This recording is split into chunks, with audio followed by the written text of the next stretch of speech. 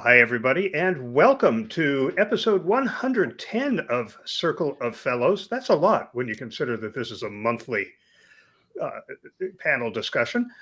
And today we are going to be talking about executive communication. And we have a wonderful panel of IABC fellows joining us today for this conversation. And I'm going to ask them each to introduce themselves. But before we do that, I'll introduce myself. Hi, I'm Michelle Holtz. I am Senior Director of Communications at Webcor, which is a commercial general contractor and builder in California. And an IABC fellow, and very happy to be moderating the panel, starting with Alice. Alice, how are you today? I am great. As he said, I'm Alice Brink. I have been a consultant for 20 years. Last week was my anniversary of being out on my own. And I focus on helping communication teams and corporate leaders be more persuasive communicators. Great. Marianne, you're next. Thank you, Shell. Marianne McCauley. I'm based in Reno, Nevada, the last 10 years, and I'm a consultant to nonprofits. I have focused this stage of my career on helping nonprofits do better strategic planning. Great. And Julie. Hello, I'm Julie Holloway. I'm based in Kamloops, BC in Canada. I focus on communication support for Indigenous-led organizations. I've been doing that for a number of years. It's quite a passion of mine, and I'm really happy to be here too. Thank you. Glad to have you with us, Julie. And Bish. Hi, good evening, everybody. It's 10:30 here at night. Bish Mukherjee, and I am here based in Chennai, India. I've done work in this sphere for many years, and a whole variety of work, like, going from advertising to internal and external communication and events as well. So we'll talk about a few things as the thing progresses, okay? Absolutely. And for those of you who are with us in real time, watching live today, you are welcome to join this conversation. You're watching on YouTube, and there's a place where you can enter a comment or a question, which I can see, and I can share that on the screen for the rest of the panel, and you can be part of this conversation, and really hope you will take advantage of that. And also want to acknowledge, so that I don't forget to do this at the end of our session, that the individual that you can't see on the screen is Anna Willey, who organizes all of these. She sets the topic, finds the panelists, arranges the date and time, so the rest of us only need to show up. So this wouldn't happen without Anna's support. So let's jump into this topic of executive communications. I spoke a number of years ago at an executive communication conference and spent my time with people who work full-time in executive communications. These tend to be larger companies that have executive communication departments that are focused on helping their executives and supporting their executives in their communication efforts, and they're a different breed. They're not like internal communicators or necessarily like public relations people. Do you find that there are any special criteria or characteristics that a communicator needs to be really good at executive communication?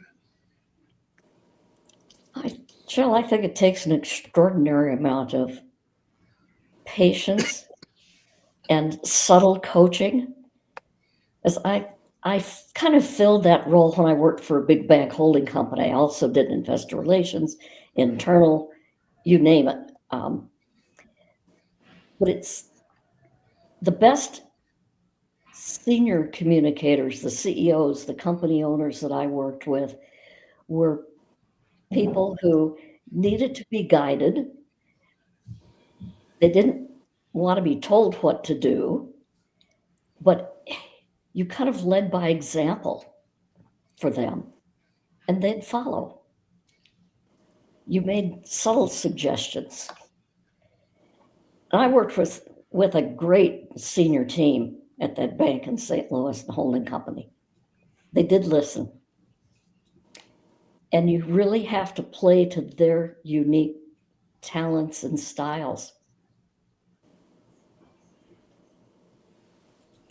I agree with that, but I would also add that to be the person who is successful at doing that coaching, you need to be someone who thinks strategically and quickly. Because you know it works for communication doesn't necessarily create the right answer. You need to be able to say it works for the business strategy. Mm-hmm. And I think sorry, Bish.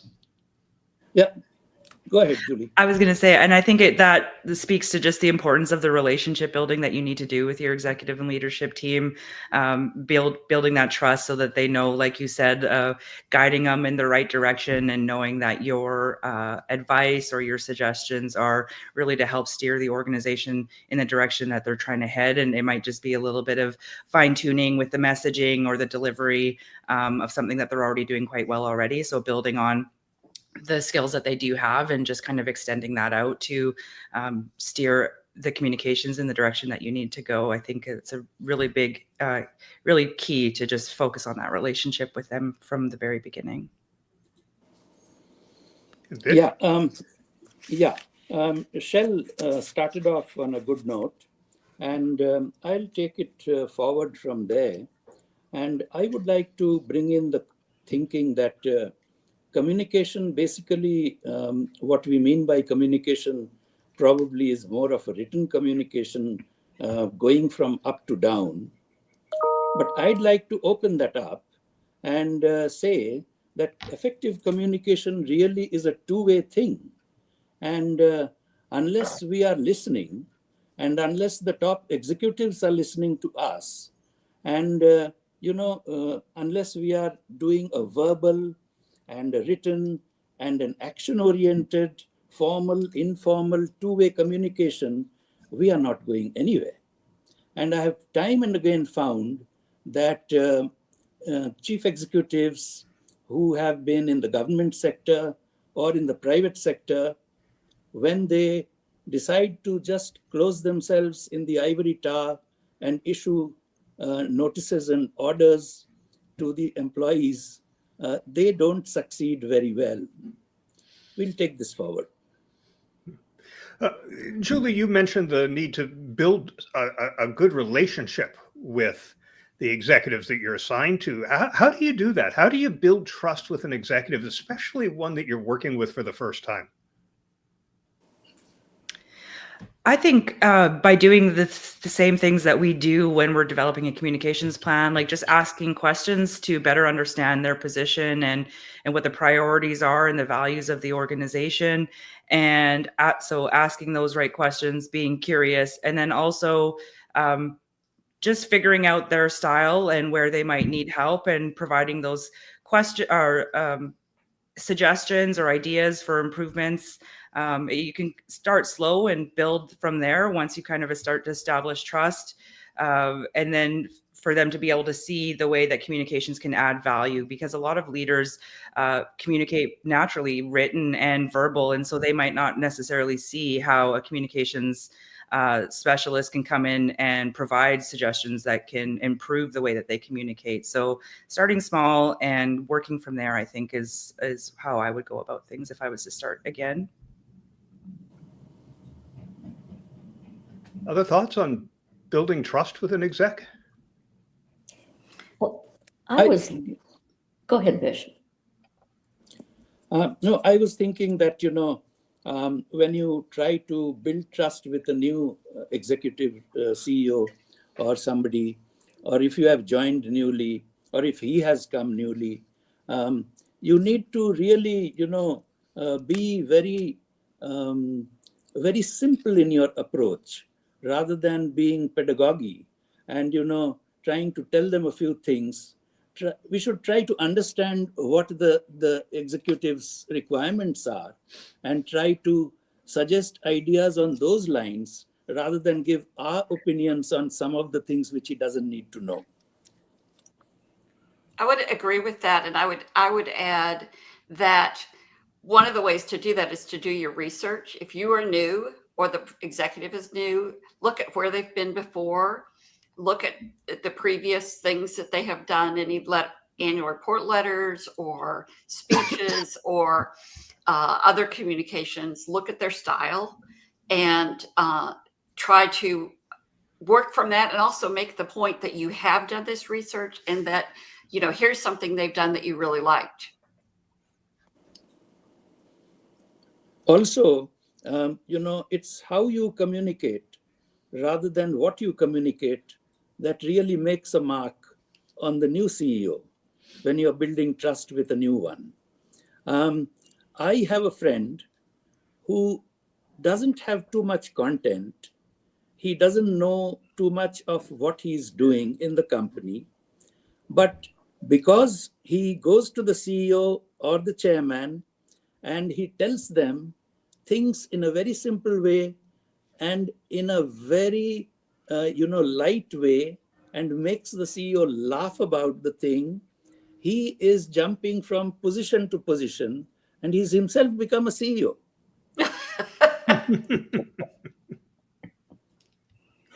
The other thing that helped me that I would advise people to do, if you can, for me it happened by accident.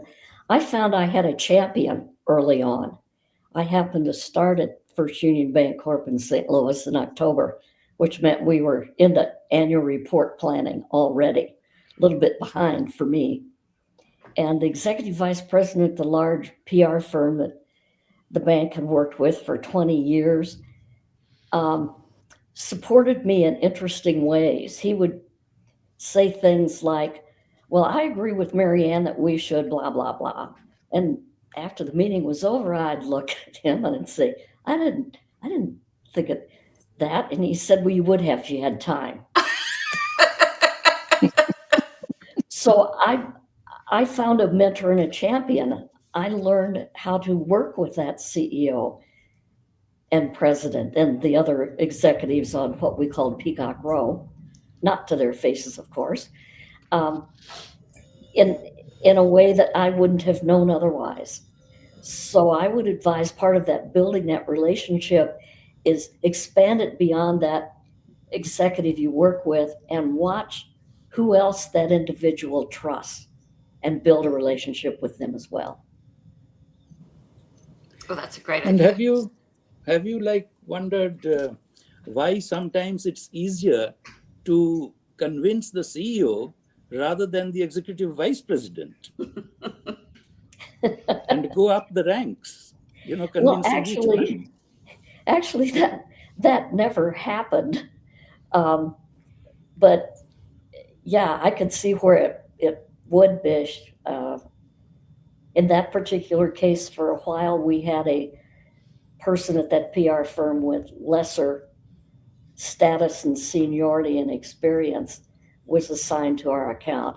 And he became problematic because he would argue with me rather than listening. And he got removed from the account. Yeah, I've seen situations where the head of corporate communications might be the client that I'm interfacing with the most, and they're creating roadblocks to get done what the CEO wants done because they're afraid to bring it forward. I think that may be where you were headed, Bish, with the idea of the executive vice president being your roadblock. Yeah. That's why those kinds of relationships are so very important, is because sometimes, that communication executive we may interface with might be afraid of you. Of me? What? Yeah, I know. Us innocent, short little women, Alice, I can't imagine ever happened.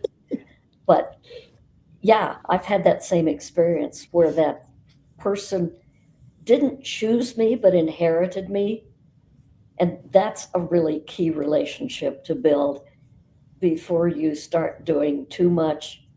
Well, the CEO should do this or that. That's a discussion that needs to be held behind closed doors with that person who's a potential roadblock. Yeah, It's all about relationships.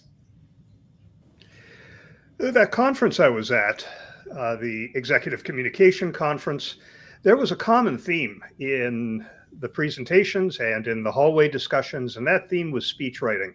It seemed like every executive communicator had speech writing as a primary responsibility. When you're working for organizations of that size, their leaders do a lot of keynotes and presentations in front of large, important audiences.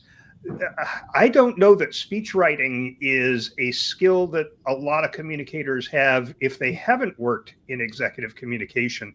Is it something that communicators should acquire, speech writing capabilities, or only if you're looking to go into executive communication?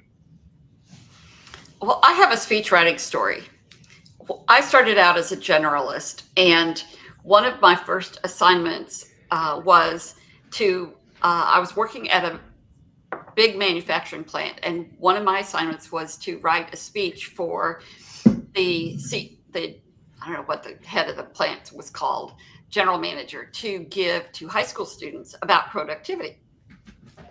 Well, I knew nothing from speech writing, and I wasn't that far out of college, so I wrote him basically a paper on productivity is the ratio between blah blah blah and blah blah blah, and wrote him this lovely little treatise, and it was horrible, and I don't think he used a word of it.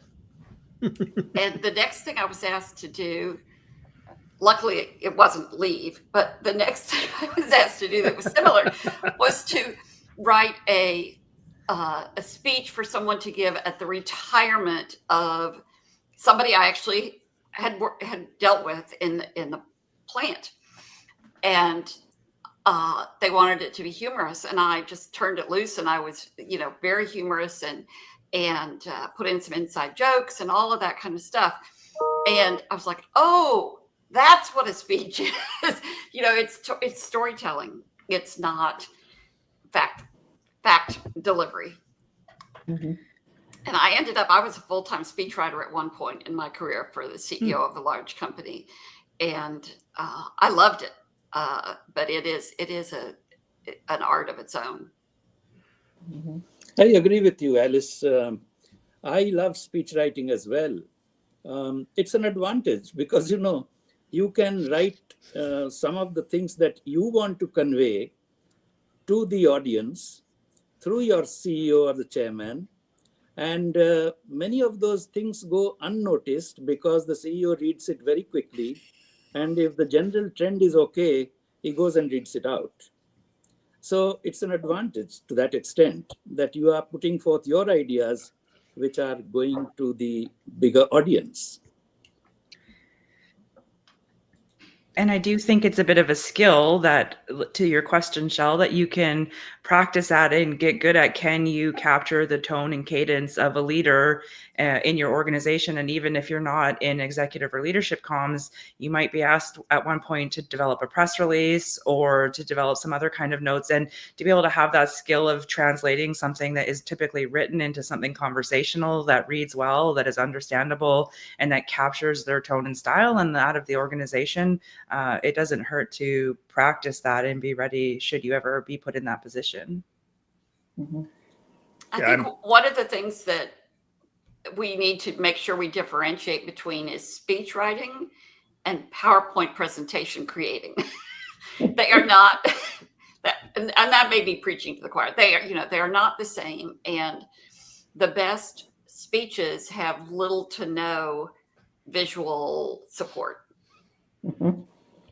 Yeah, I think that's a great distinction. I'm not a big fan of speech writing. I've done it, and I find it to be torture, even though I was in speech and debate in high school. So I was primed to do speech writing, but I'd much rather write articles. And part of it is working with the executive for whom you're writing the speech, and getting them to understand some of the characteristics of speeches. For example, people aren't going to remember 30 things that you said during the speech. They may remember 3. They'll definitely remember 1. So getting them to focus on something rather than cover every little thing that they wanted to express during that speech, I find to be particularly challenging, which raises another question. CEOs tend to be relatively busy people, lots of meetings, lots of calls, and limited time for a communicator who's working on a speech or some other communication. How do you get to know their style, their tone, their approach to delivery, their cadences, when some of them just aren't inclined to give you all the time that you would need in order to really internalize all of that? Well, I think I you need. suppose if you're working closely with your boss, you get to know quite a bit of how he reacts to certain situations and what his pet phrases are, and some of the nuances and the language that he would prefer to use. So you get a feel of what he would expect from you. So that helps you in a way. But really speaking, you have to put forth the ideas that are really beneficial to the company, to the organization, and which are being promoted by the management. So you should be aware of what the plans and future ideas are before you start writing your speech. I think that same idea belongs also in writing. I did very little speech writing like Shell.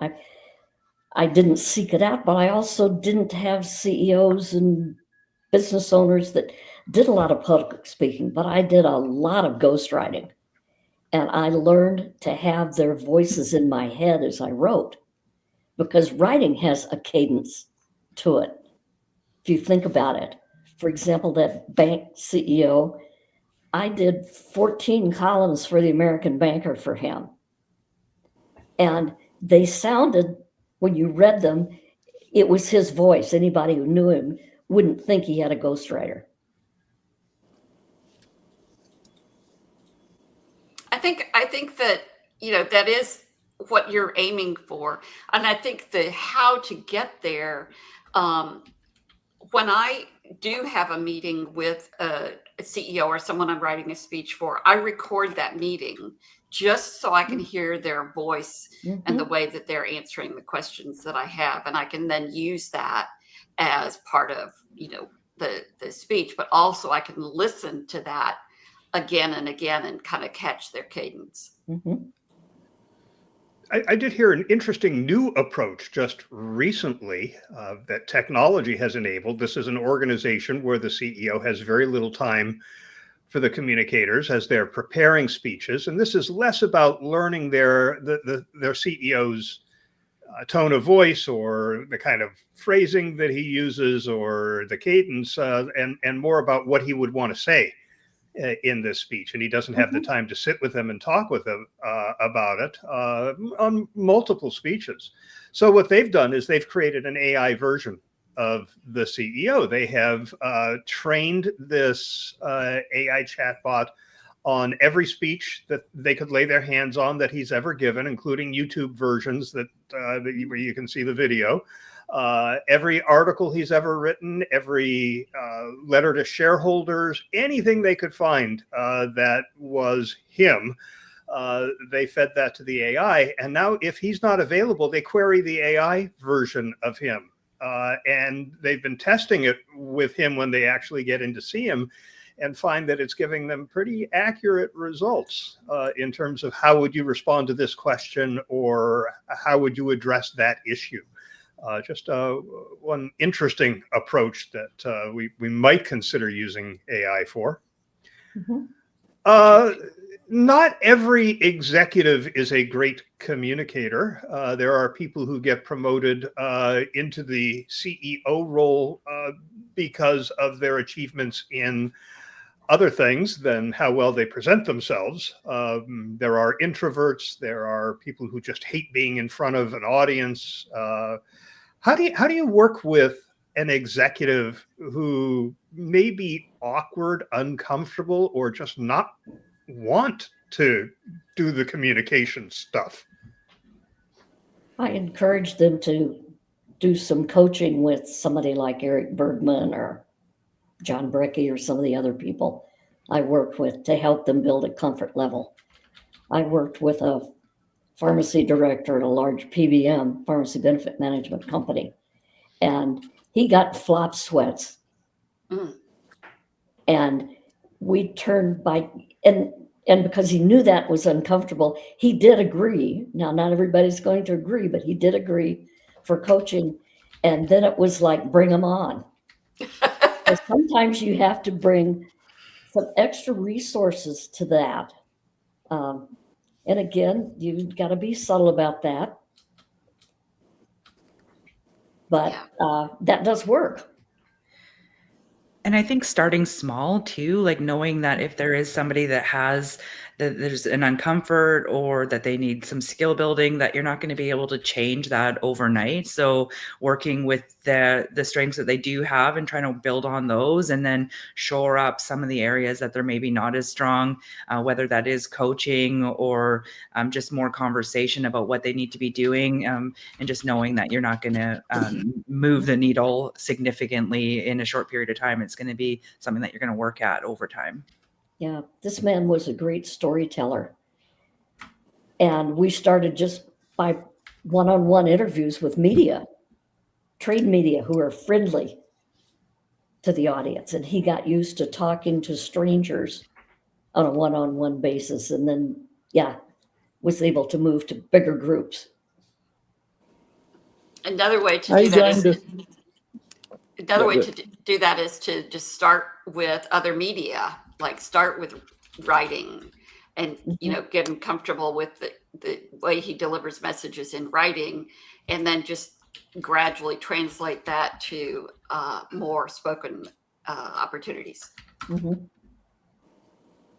Yeah, I joined a company on the same day that the finance director joined, and we were together going along. Then we realized that the finance director had no, training in speaking at all. So he was finding it difficult even to speak at the annual general meetings and other little press conferences and places like those. So he requested me to give him some training. And we went through a series of exercises, and I trained him up. And then he started speaking quite well. And so much so that in due course, the parent company in France told him to take over as the CEO from the other guy. Mm-hmm. And then he had a problem because, he had much more to speak in that role than what he was doing as a finance director. So we had to put him through a course, as Alice and the other speakers said. And then he was fit enough to do that. Ultimately, he finished up as the chairman of the company. So that was pretty good. Have any of you looked to a lower ranked senior executive, an executive VP or somebody who may be more gregarious to be the public face of the organization? Is this something you've ever heard of an organization doing when the CEO is, Well, I have an example that's pretty old, but early in my career, I worked for the Coca-Cola company, and the chairman at that time was Roberto Goizueta, and he was a very elegant, brilliant guy who came out of the technical laboratories, and he was the chairman, and then the CEO was a guy named Donald Keogh, who came out of Omaha and looked like your uncle. And and so when they ran into the issues with the flop of New Coke, it was Donald Keogh that they put in front of the media and in front of all the audiences in his folksy Omaha way, saying, we screwed up and we got letters and we read them and we're so sorry. And it was very effective. And if Roberto Goizueta had gotten up and said exactly the same thing, it would have been a completely different experience. Well, I have had experience of this in 2 countries, and I'll tell you, start with Australia. And in Australia, they really have a plan of action in place. And if the CEO is not available, then they have already named a person who represents the company and talks as if the CEO is speaking. In India, they don't name another person in the absence of the CEO or the chairman. So they let the communications guy handle the mundane things, but no policy issues. So that's how they do it in these 2 countries. Well, I think the question is, in part, though, what do you do when the CEO or the top person is just not the best spokesperson? And I think that, I think having a second person lined up is a great idea for when the CEO is not available, but also in some cases you can just say, oh, yeah, I don't think he's available. Let's go to this other guy. Yeah, you don't want the CEO to always be the person responding to everything, right? I mean, sometimes it's the plant manager who's the best spokesperson. So another issue that some CEOs have with communication is being vulnerable, being personal. I'm here to talk about business, and I just want to be all business, but Bish, as you said, and Alice, it's about storytelling. And I don't know how you build a connection with an audience if you're going to stand up there and read an earnings report for your speech. How do you convince an executive who doesn't want their communication to be about them to include that human connection in their messaging? Well, I'll jump in because I've had different experiences with this. And in one case, I just sat there with the CEO and I said, if you don't put something of yourself into this, why is it you delivering it? Why couldn't it be just handed to somebody else? How do you make this so that you are the expert that they should listen to? And you need to tell some of your story to give that authenticity and credibility.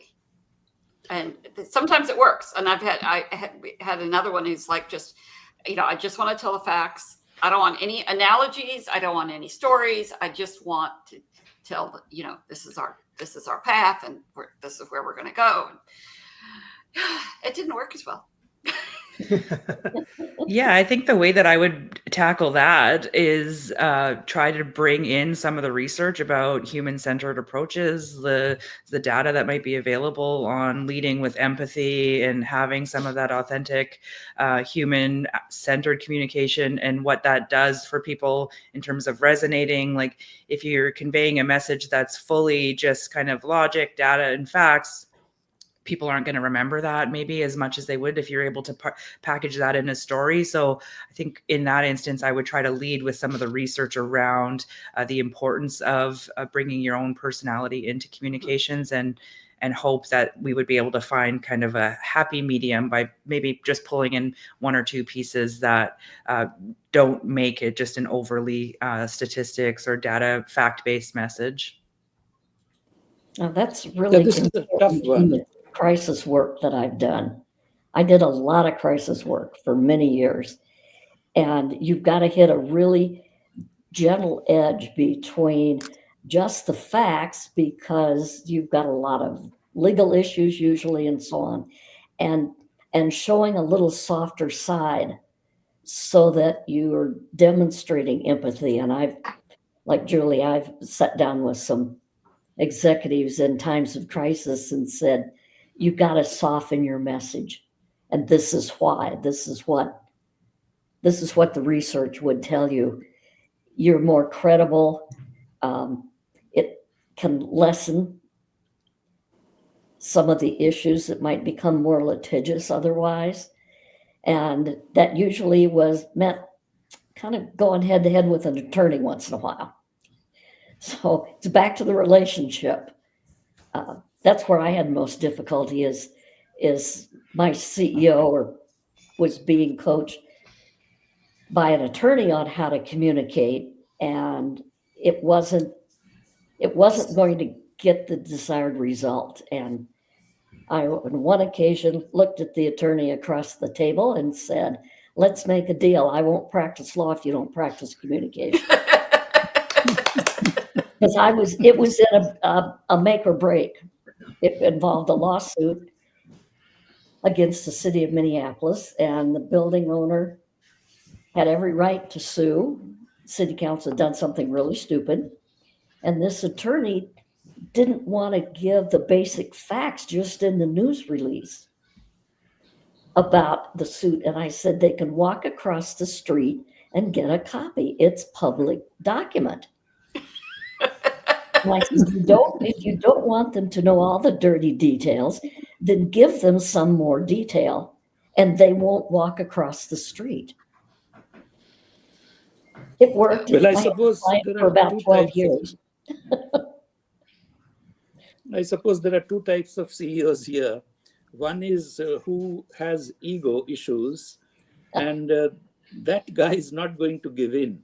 He's going to talk whatever he or she wants to, and give all the facts and figures, the legal stuff, the finance stuff, everything, because he thinks he knows everything. There is the other CEO whom I had the pleasure of working with. He was very clever. He used to go up and crack some jokes and make it a very nice, humorous thing. And it will be very short. And then he'll say, for the details of the financial things, I'll ask the finance director to come up and talk to you. And for the legal things, our legal director is going to apprise you of what's happening. So that was one way of getting around without getting coached for telling everything that you need to tell. Marianne, I was once in a meeting with general counsel and the president of the company I worked for at the time, trying to convince them to give an interview on a controversial topic that a newspaper reporter wanted. And the general counsel made his argument about why the CEO should decline this interview. And then he turned to me and he said, "And now Shell will tell you from a communications perspective why he thinks you should give this interview." And I went, "Oh my God, this is a lawyer like I've never seen before. I love this guy." But I also wanted to mention that years ago, I read an interview with Jack Nasser. He was head of Ford Motor Company's North America division at the time. He eventually sort of Peter Principled out and was put in charge of the whole company, and it didn't go very well, but he was very successful running the North American unit. And what he did was once a month sent an email, and this was before intranets. Email was still relatively new, but he sent an email to all employees, and he let nobody look at it before he sent it. He didn't let communicators look at it. He didn't let legal or HR look at it. He said he wanted this to be unfiltered him to the employees. And he built a rapport with those employees. They would have followed him anywhere. And I remember him saying that there was one month where he sent out the email and it said, "I can't even think about business. I am just bursting with pride. My daughter is graduating from high school today. And that's all I can think about." He wrote about his daughter, and he must have gotten 150 emails back congratulating him, including one from the shop steward from the union in a manufacturing facility. It gives you an idea of what kind of benefit you can accrue from being vulnerable and being personal and conveying that you're a real multidimensional human being and not just a business leader. I had a similar situation during the global pandemic. One of the clients that I was working with, I was just in there as kind of an interim communications person while they were hiring.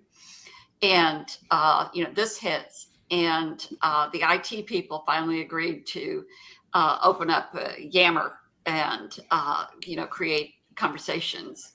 And the CEO turned out to be this interesting person who, was talking about how he was coping with the pandemic and what his wife was cooking. And, he turned into this human being, and it changed how that company went forward. Mm-hmm. Yeah. There's a similar situation with Westpac Banking Corporation in Australia. They hired a person called Bob Joss. He was the CEO of Bank of America, I think. And he was hired for 5 years to turn the fortunes of the bank in Australia. He came over and he was very strong in communication. So one of the things he did was he would, like Shell said, he would send out an email to all employees asking them to tell him what problems they are facing in their work and what suggestions they have to improve the workplace. And then he also wrote at the end of the letter that, okay, once a month on Friday, I'll have an open house, 4 to 5. Anybody can pick up the phone and ring me and I'll answer. And he did that. And it was a very, very successful two-way communication from a top executive. And the bank's fortunes turned around because the employees were working double. We were talking a few minutes ago about crisis communication and the role leaders play there.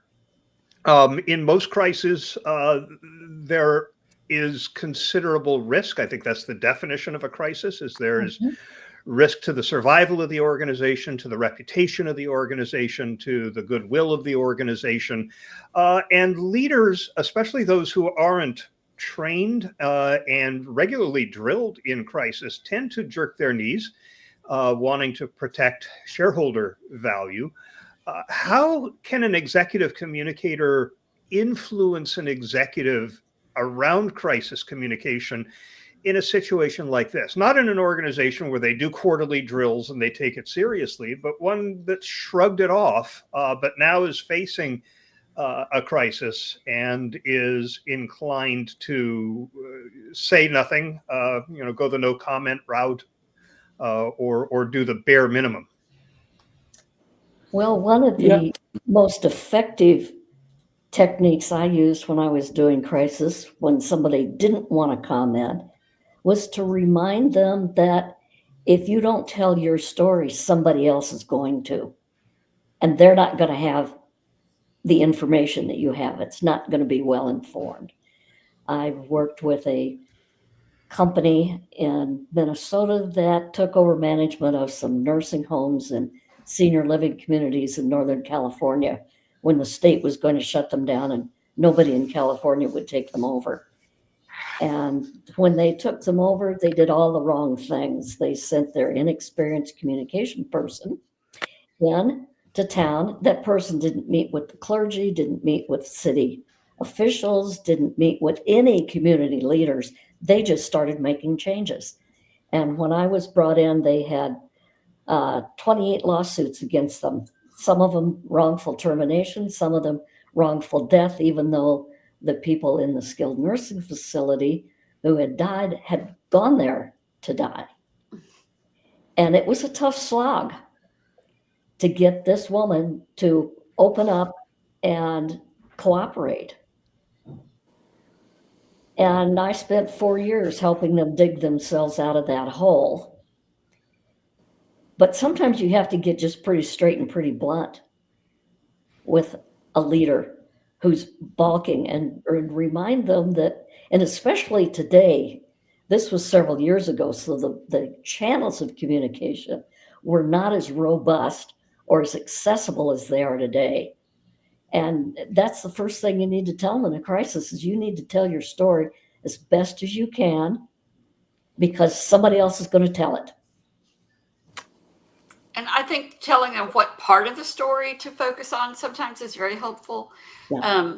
I was looking through some files for something else yesterday and came across a half-hour billing that I did for one client because I happened to be in the right place at the right time after a major accident. And this person had called in, the CEO had called into his design firm because his communications person was on an airplane, and he needed to know what he was going to say about a serious industrial accident. And I said, you need to focus your remarks on the people and what you're doing about taking care of the people and all that. Don't talk about what caused it. Don't talk about any of that. Just focus on the people, and that's the thing you want to focus on. And he said, yes. And I said, and that will respond to the concerns that the media have, and it will show what you're focused on. Yes, I also had a whole triage process that who do you need to talk to first? Who's most important? And with nursing home crises, because I also worked with a number of other senior living communities, and I would be brought in, for example, for what they called an elopement. The first time they called me and said they had an elopement, I thought, well, what's crisis about that? A couple of old people got married. No, they meant somebody ran away and was lost. So depending on time of day, depending on the seriousness of the incident, you've got to decide who do you talk to first. And oftentimes it wasn't the media. It was the people who lived in the facility and the staff, the incoming staff on shift change, all kinds of things like that. So you don't have one message that goes to everybody immediately. And the media isn't always the top priority. I had an incident where a man pushed a window out of a third-story facility, memory care unit, and went out head first. It was Friday night during high school football season. I knew the media wouldn't show up. Yep.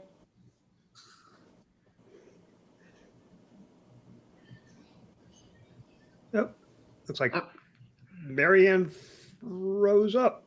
So wait for her to come back. But I read a book. I'm sorry. Go ahead, Bish. I had another story to share for crisis. I was working for a power distribution company and met the managing director and told him that, look, we have some grievances coming up from here and there, and people don't know where to go and tell their problems. So could we have a centralized process here? So we decided on establishing I wanted a customer care center, but he preferred to call it a grievance cell. I said, okay, that's fine. So let's go with that. So we gave the order for a small building to be built, which will house a few other things and the grievance cell as well. Now, one fine morning when I came to work driving my car, I was stopped at the gate and I found there were quite a few people standing there. And I said, oh, what's happening here? So they said, oh, there was a big tree inside the compound. And that tree had a lot of rare birds coming and nesting there. And that tree has been chopped off by the contractor. And therefore, people are very agitated. And as you can well imagine, immediately the environmentalists, the green guys, and the whole ornithologists, and a whole lot of bird watchers, they came along and they said, "What have you done? You've done a very wrong thing." I said, "Okay, let's figure out what's happened." So we sat on an emergency meeting. And then my suggestion was that we immediately give an apology and say we are sorry, and then do whatever we can to fix the problem. We may not be able to fix it, but at least try and fix it. So that's what we did. We issued a press release saying that we are extremely sorry this has happened, but it is an inadvertent thing. It was never our intention to do that. And we have taken steps that such things don't happen again. And then I needed help from some quarter as to what we can do to remedy the mistake that we have made. And surprisingly, when I approached IABC, I got information that Tampa Electric Supply had a similar case. And they shared the details with me. And I used some of that to suggest ways and means of remedying the action that was taken by the contractor. And that was a big hit. I do want to let the people who are watching this panel discussion live in real time know that we have about 10 minutes left. So if you have a question, don't wait.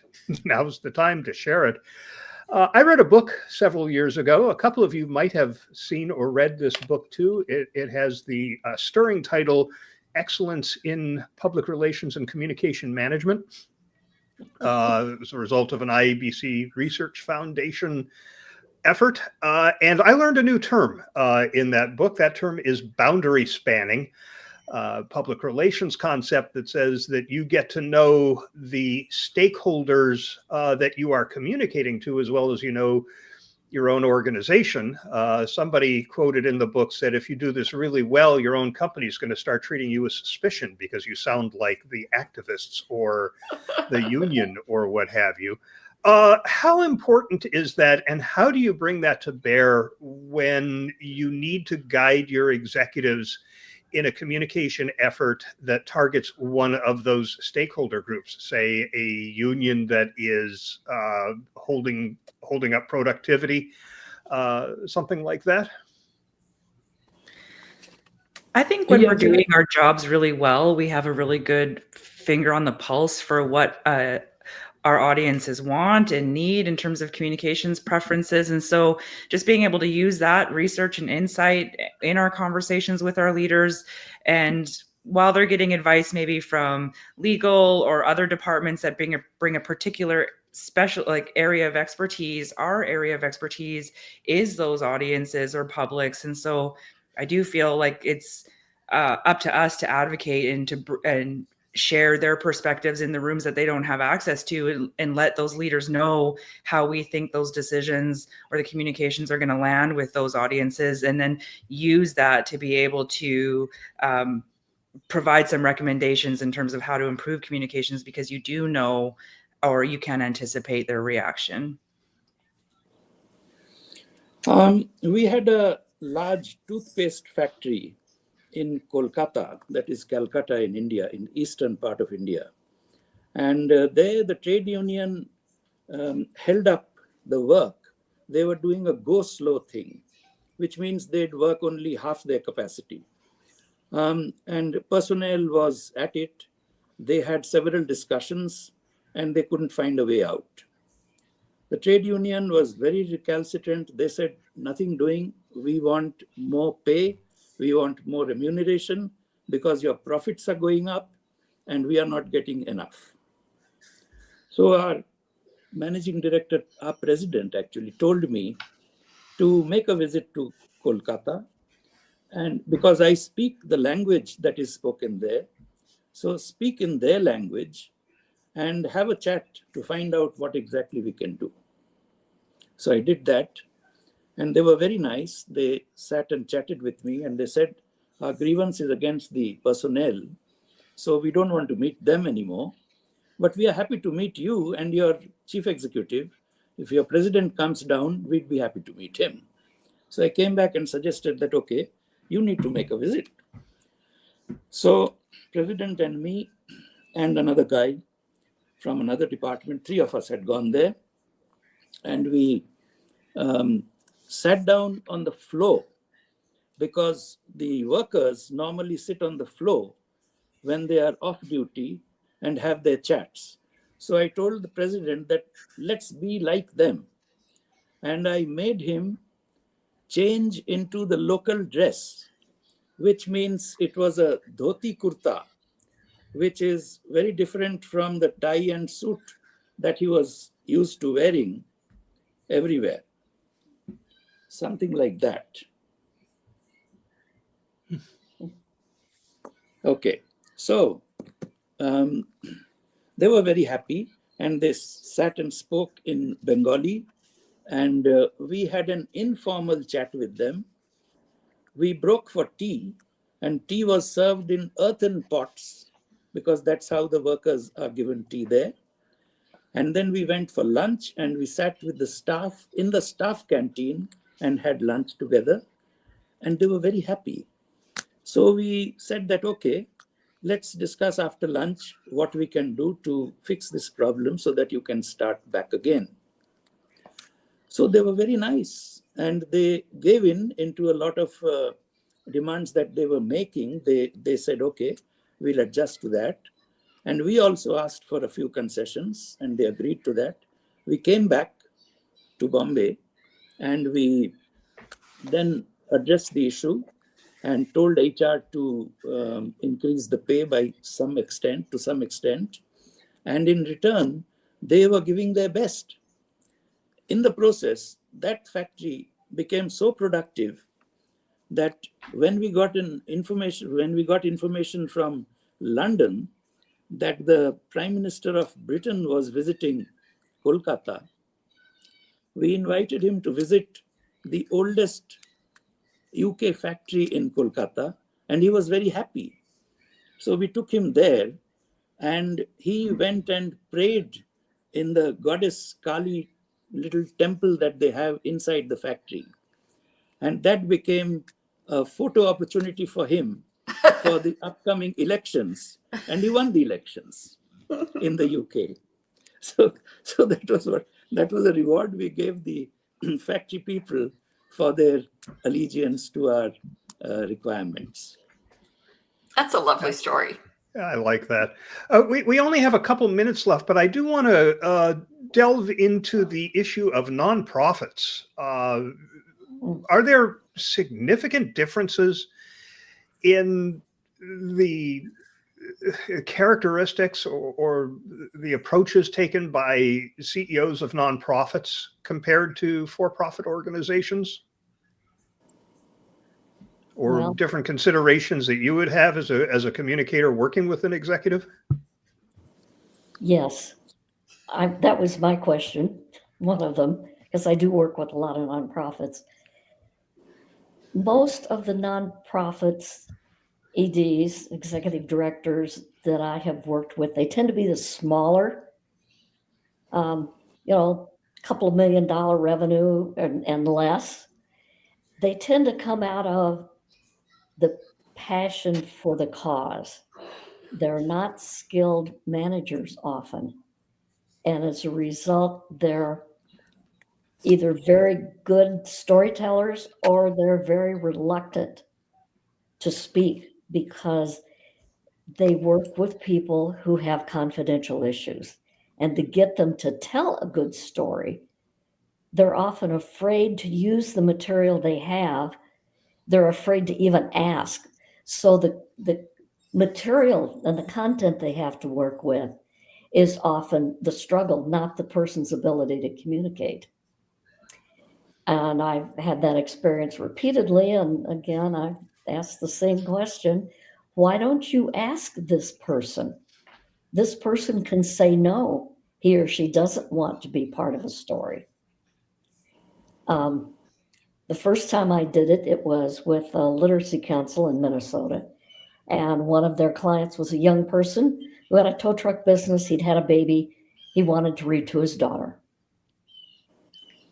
Well, I convinced them to call the guy and ask him if he would be interviewed. He agreed. We got him on 60 Minutes. So it's that coaching you need to do on the other side.